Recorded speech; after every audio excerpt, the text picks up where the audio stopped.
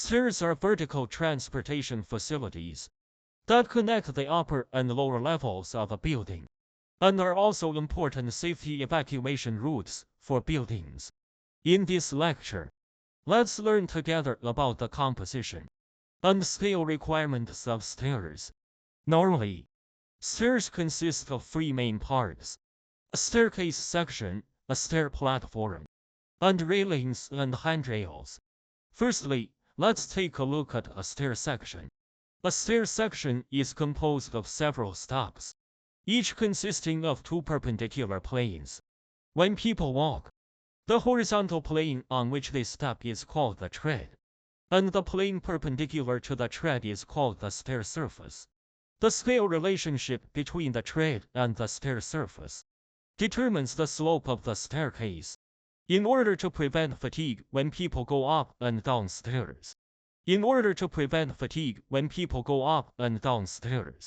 China stipulates that the number of steps per floor of stairs is between 3 to 18, and that allowable slope range of stairs is between 23 degrees and 45 degrees.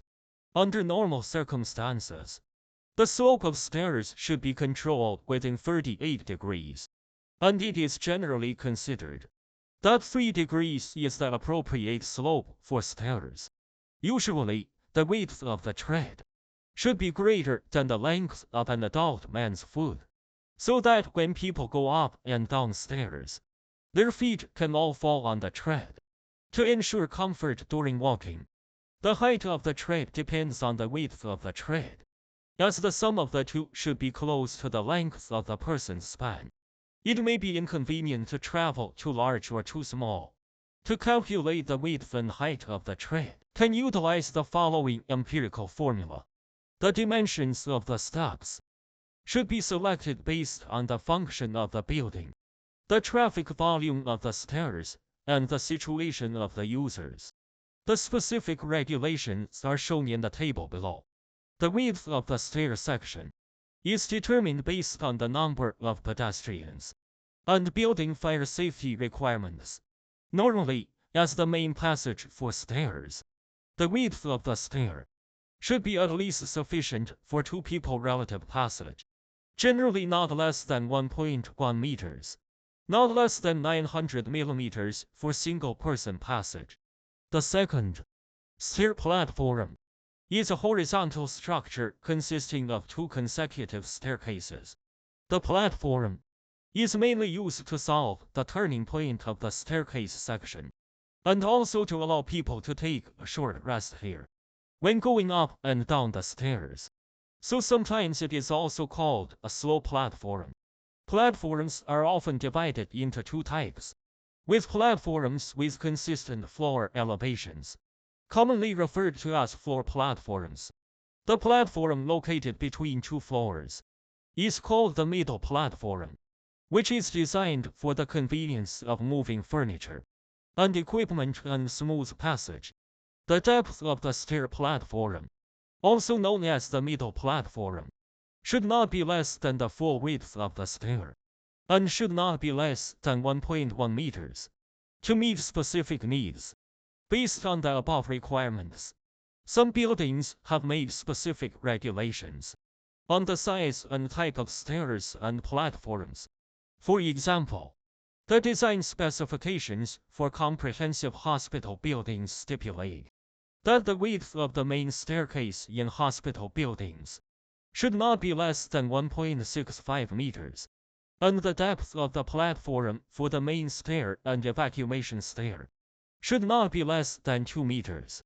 The width of the floor platform depends on the form of the stair. At present, there are three main forms of stairwells: open staircase hall, enclosed stairwells, and room stairwells. Due to the open staircase hall, that the floor platform of the opening stair is usually connected to the aisle. For floor platforms, only a safe distance of 400 to 500 is required. The enclosed staircase floor platform is generally the same width as the middle rest platform, but must meet the local support requirements specified in the regulations. Third, handrails and handrails. The gap between two stairs is called the stairwell. The stairwell is usually set up for the convenience of stair construction, and its width is generally controlled at around 100 millimeters. But the width of stairwells in public buildings should not be less than 150 millimeters. When the width of stairs frequently used by children exceeds 200 millimeters, safety measures must be taken to prevent children from falling. To ensure the safe use of stairs, railings or guard plates should be installed on the open side of the staircase section, and handrails should be installed on the stairs.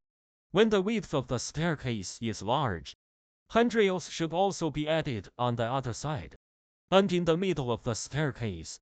When children use stairs, handrails should be added at a height of 500 to 600 millimeters, and the spacing between vertical bars should not be too large, less than 110 millimeters. For indoor handrails, the height should be greater than 900 millimeters. The length of the horizontal railing is greater than 500 millimeters. For outdoor handrails, the height should be greater than 1.05 meters. The final staircase should meet the requirements of clear height for both the stair and the platform. In order to ensure comfort during walking, the clear height under the platform should be greater than 2 meters, and the clear height of the stair should be greater than 2 meters. This lecture has covered the composition and scale requirements of stairs. Thank you.